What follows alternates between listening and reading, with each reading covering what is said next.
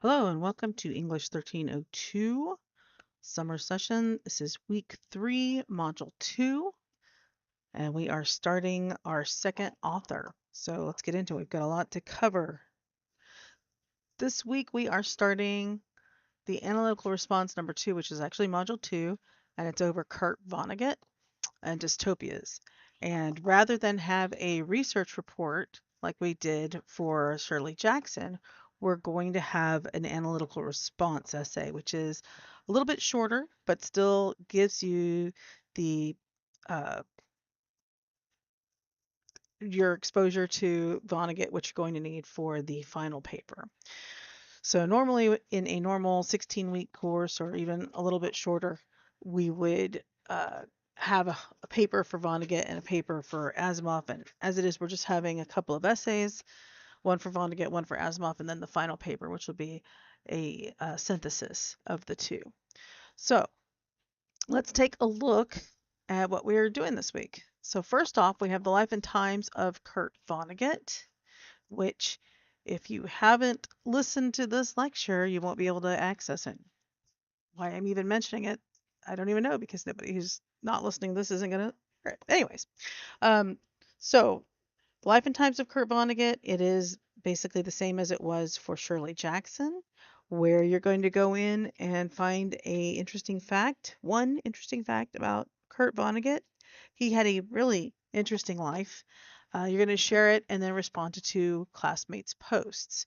The first submission for that, your initial post should be done by Wednesday, the 22nd, and you should do your two replies by the 25th. Now, it seems like we're only going to be spending a week on Vonnegut, and we kind of are. We'll be doing Vonnegut this week, and we'll be doing Asimov next week, and then the final week will be the synthesis of the two. So there's a lot to keep up with. Remember, shortened class, got to keep up with everything. Got the life and times of Kurt Vonnegut, and then there's the two stories. Now, in a uh, a departure from what we did with Shirley Jackson, there are the stories and the discussion questions. However, I am not taking the discussion questions for a grade. That doesn't mean that you shouldn't be able to answer them. In fact, you are responsible for being able to answer these questions. We're just not doing it for a grade because of the shortened week and the fact that you have the analytical essay due at the end of the week, as well as the compare and contrast, which we are doing for a grade. So just like the Shirley Jackson stories, these have an audio component to them where you can listen to it while you read along. Here is the story. And then there are 7 discussion questions that you need to make sure that you are able to answer. If you're not able to answer them, then I'm not sure that you can adequately discuss the story. So make sure you're able to answer them. Other thing I wanted to mention was here is the references. Now, there was some confusion. I think people last week put the references on their discussion questions. This reference entry is set here so that you know what citation to use for the story when you write your analysis essay or when you write your synthesis essay. That's what you would use on your either your APA references page or your works cited page. All right, so that's why I provide it to you there, because I'm providing you the story here. That's the entry I expect you to use on your papers. So you may have read Harrison Bergeron before. If you have, I would say put out any other thoughts about it and reread it. Make sure you reread it and read it while listening to it, so you might catch something that you hadn't heard before. That's the first story. The second story you are responsible for knowing about is to be or not to be. It's to be or ought to be. So this is Vonnegut's second story. Again, with the audio here and the PDF here, and there are 5 discussion questions that you are responsible for knowing the answers to. Make sure that you're able to give an answer to those, because you'll need that for your compare and contrast. Let's see, the compare and contrast is here. This is the first initial post is due on Wednesday, just like the Life and Times, um, you're being asked to, let's see, what modern institution, belief, or fear do you think each story is satirizing? Which one do you find more effective or unsettling? Then there is Vonnegut and the dystopia, basically how to recognize a dystopia. It's a very short TED talk about what a dystopia is and what is not. And once you're done watching that, I'm going to ask you to give me which story do you think is more dystopic and why? Either Harrison Bergeron or To Be or Ought to Be. And then the third question for this particular compare and contrast is um, what is the cost of equality and what does it mean to die for society? So you need to choose one of these questions and answer it. And then, of course, respond to two of your classmates' posts. Again, if you don't read the stories and you don't understand the discussion board questions there, or not discussion board questions, but the discussion questions, you're going to have a really hard time answering this compare and contrast, which is the actual grade. So I am loath to give assignments without giving a grade. So I did not. However, I really don't like giving out stuff to read without having a grade because I find that students simply don't do it. But these two stories are the two stories that you are writing your essay over, and also you'll be using for the essay, the final essay. So make sure that you read them. Make sure you understand what's going on. If you have any questions about what's going on, I would consult the compare and contrast. I would also email me. And of course, there's obviously other places that you can go for that information. I'm going to go over the analytical response here in just a minute, but I also wanted to point out the other information that is available in this particular module. So there's a couple of videos we have here, and um,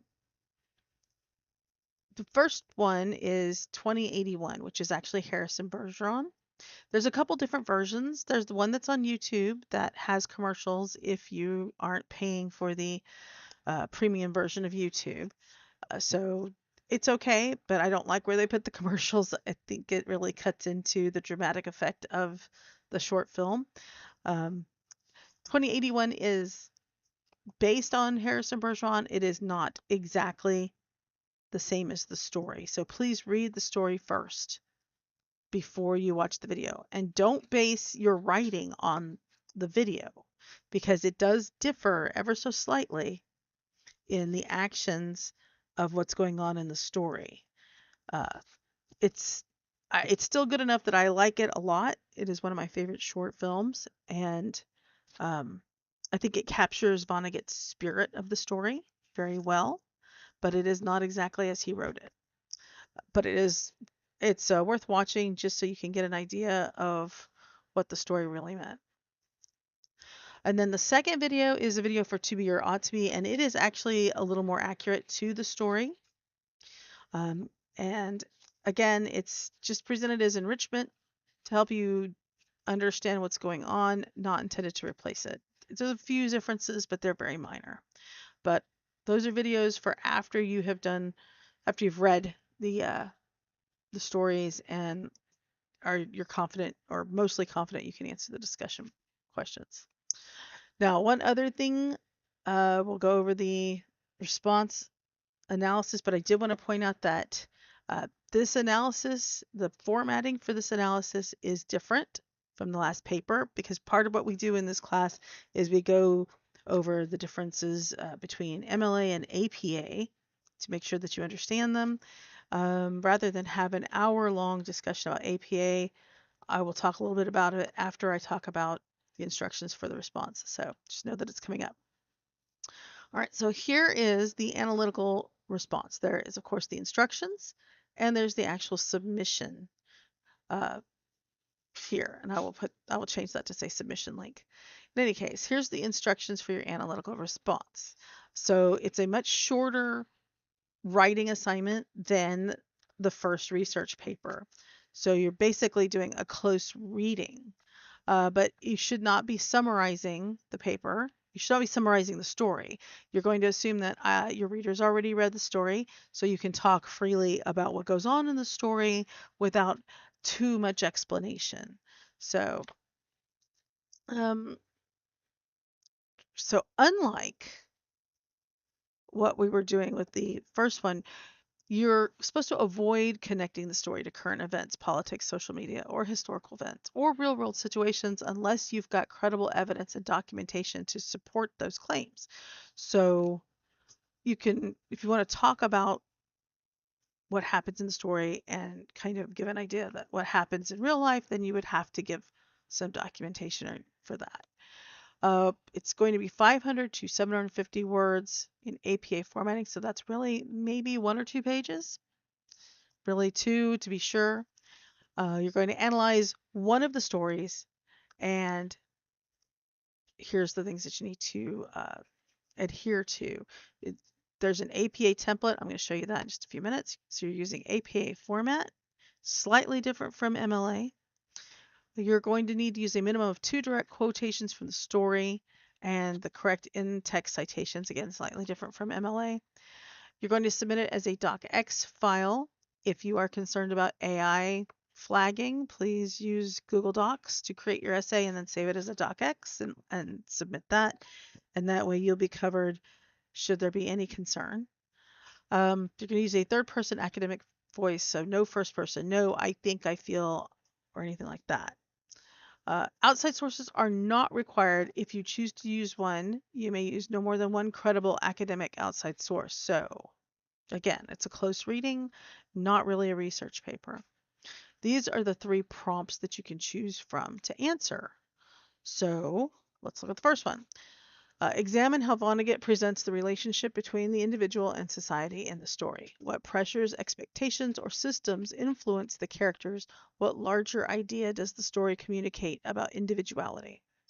The second prompt is many of Vonnegut's stories present solutions to social problems that create new problems of their own.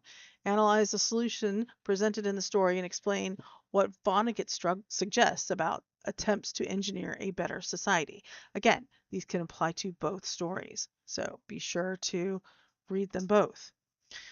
And finally, analyze what characters gain and lose in exchange for stability, order, equality, safety, or predictability. What argument does the story ultimate make about those trade-offs? Again, these apply to both stories. Just pick which story you'd like to answer which prompt for. So you're going to do more than identify a theme. You're going to develop an argument about how that idea, whichever one you pick, operates within the story. And think about, what is Vonnegut trying to say? What is he trying to communicate? What do the conflicts reveal, or how do they reveal that message? What assumptions does the story challenge? And consequences from the story, from the choices made in the story, what are those? And what details strongly support your interpretation? So you're not really telling the reader what happened. Your goal is to explain what the story means and how the text supports your interpretation based on whichever prompt you choose. So here's how it's going to be evaluated. Basically, very much a lot like the first paper. And you'll be using APA and a references page rather than MLA and a works cited. And you're going to be asked to submit the docx file. So there you go. Those are the general instructions. Again, I will change this to say submission link so that there is no ambiguity about it. You can find out about APA up here in the writing resources. If you look, there is an entire folder dedicated to APA information. There's also this infographic about MLA versus APA and the differences in them. The header is one of them, where you have your last name in MLA but not in APA. MLA does not require a title page, but APA does, and this is what goes on the title page, basically in the middle of it, as well as the page in the upper right corner, page number. Your in-text citations are somewhat different in that in MLA, it's just interested in the author's last name and the page number, where the information came from. And in APA, they are far more interested in the publication date. certainly the publication year. So you'll be using the author's last name, the year of publication, and then the page number. And notice that APA does use punctuation and the P for page number in its citations, in the in-text citations. Paraphrasing, a little different as well. Again, the biggest difference with APA is that you're putting the year of publication after the author's name, which makes it a little awkward to read, but APA is not about the readability. APA wants the facts. MLA is more about readability, which is why they don't require that much information, but APA wants that publication date. The source page in MLA is called works cited. In APA, it's references. But they are practically exactly the same, although there are some differences, which I can show you here in just a second. And then the date format, honestly, I don't really care. Whichever date, as long as I can tell what the date is, it's fine. But APA prefers it day, month, or month, date, year. MLA prefers it day, month, year. So month, day, year. Yeah, there we go. So that's just a little bit of a quick visual. Now, there is an entire folder for APA information. Here's the checklist for APA, much like we had for MLA. It gets into it a little bit more detail. I'm not going to read this word for word. It's here for you to take a look at. There's also a sample paper. So there's a sample paper here if you wish to look at it of a student's paper with comments as to what it's supposed to look like and how. As you can see, this is the title page. And then your title is bolded in APA, which they are not bolded in MLA, but they're still centered. You still put the title on the beginning of your actual work. And again, it goes through and explains all the different things, which your paper may not have all of those different things. And then what I've also provided for you here is a docx template that you can pull into Word or Google Docs and just fill in the information. Obviously, you want to change the X's here to whatever class it is, and you're going to want to change the date. But it's completely formatted for you. All you have to do is put the information in. Now, you don't have to do an abstract for this particular assignment. If you were writing a longer paper, I would ask for an abstract, but this is only a 1 to 2 page paper, so. And then your references page is back here. And this also gives you a basic idea of what the references page looks like for APA. So for APA in the references, the difference from MLA is that you use the author's last name, but instead of using the author's whole first name, you're only going to use their initial. Again, that's here in these videos. There's a cheat sheet here about APA format, actually multiple cheat sheets worth looking at. Very simple instructions and explanation about it. There are formatting videos, how to format your APA paper. The in-text citation video is also very good. It talks about how and when to do in-text citations. The references page video, very good. It tells you how exactly to set up your references page and how it differs from MLA. And then this is the link to the Purdue OWL for style guidelines. And this one is actually not available. Sorry. I realized that presentation was not as good as it should be. So there you go. But that is all the information on APA versus MLA, and I'm sure there are plenty of really good videos about the differences. Just know that we are doing APA formatting for this assignment. Now, we are not quite done yet. There's one more thing we need to talk about for this week, and that is the teamwork assignment. Now, San Jacinto College requires that all courses have some sort of teamwork component assignment. It's not my favorite thing, but we're doing it because we are required. So this is where it is. Everyone has been assigned to a team. It was a random assignment by the computer, so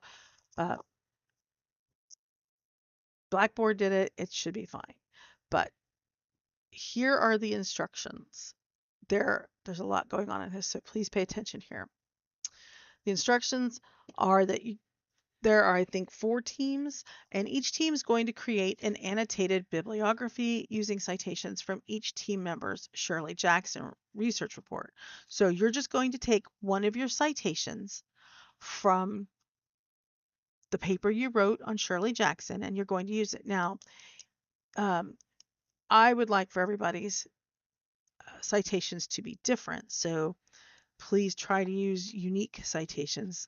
So if one person uses one citation, another person can't use that. And you also cannot use the Shirley Jackson citations. So make sure you're not using the citations that I gave you. But you need to use one of your citations, and you're going to write an annotated bibliography.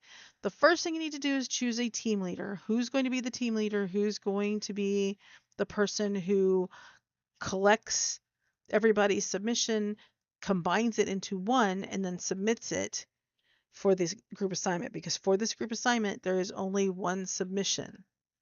So you need to make sure you agree on who's submitting it, because you get maybe 3 shots at this to get it right. And if somebody submits something and the rest of the group does not approve of it, or it wasn't what everybody thought they wanted, that could be bad for the group. So the purpose of the teamwork assignment is to make sure that you can work and collaborate with other people to finish a project, to produce a finished product.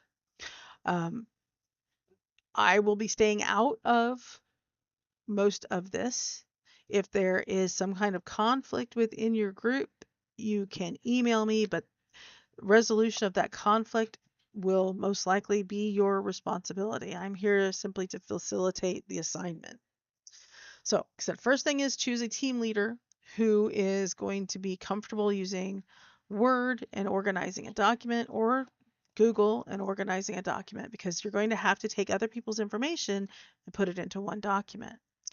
You need to be able to communicate with your team. So there is teamwork discussion boards that have been assigned to each of you, and only your team should have access to your discussion board, which I'll show you in just a second.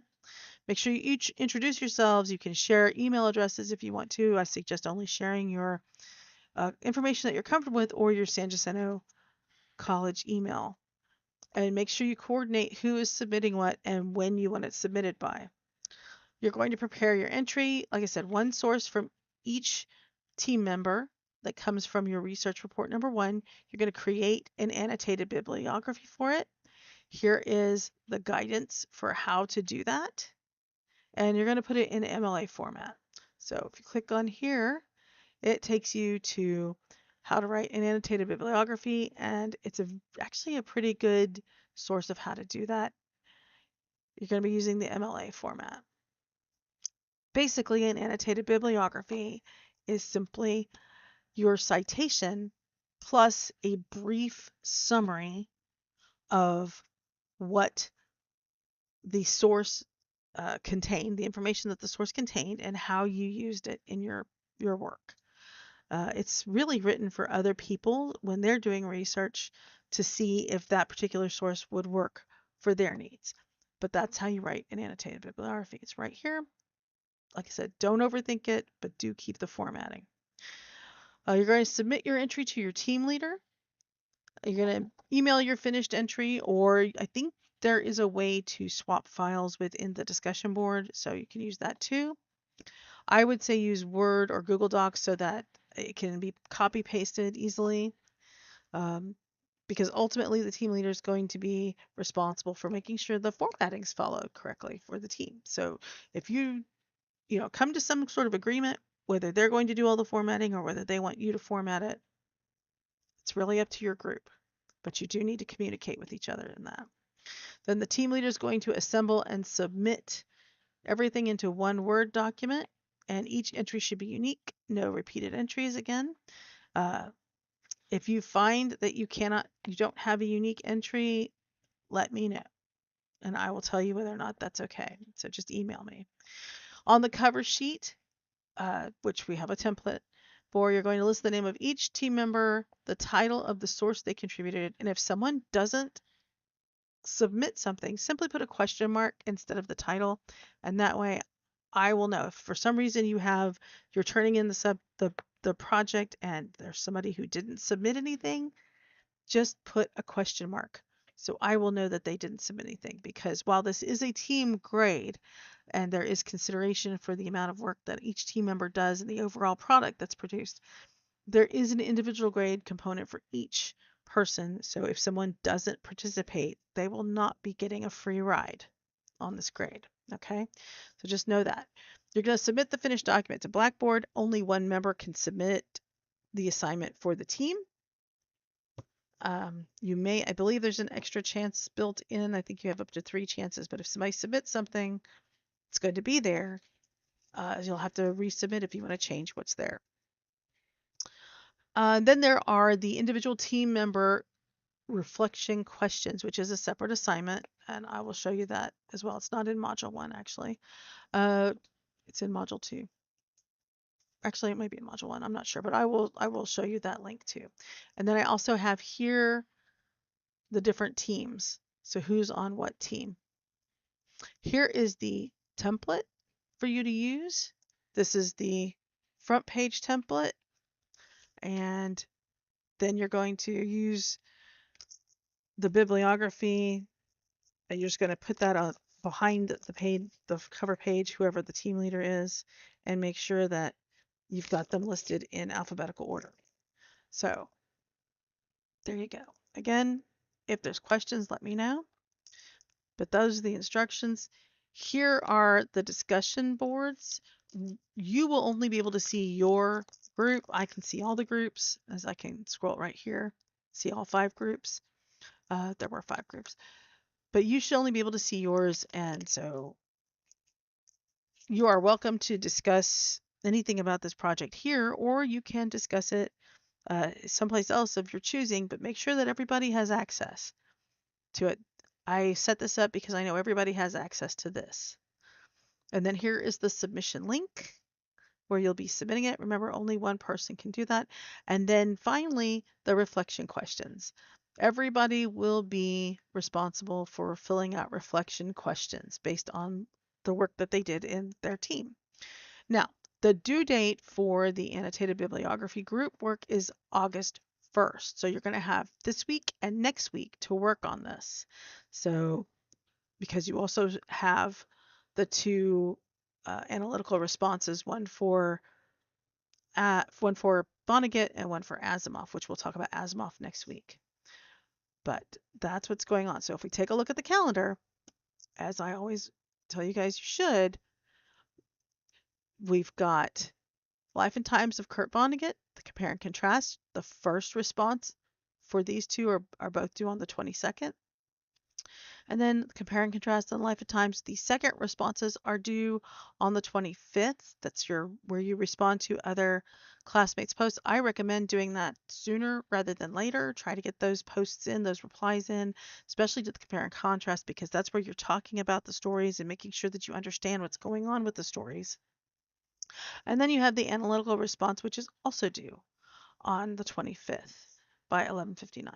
So like I said, a lot going on this week, but it's a short class, so that's how it goes. All right, guys, if you have any questions, be sure to email me, and I will be getting your Jackson papers back to you as soon as possible. Have a great week.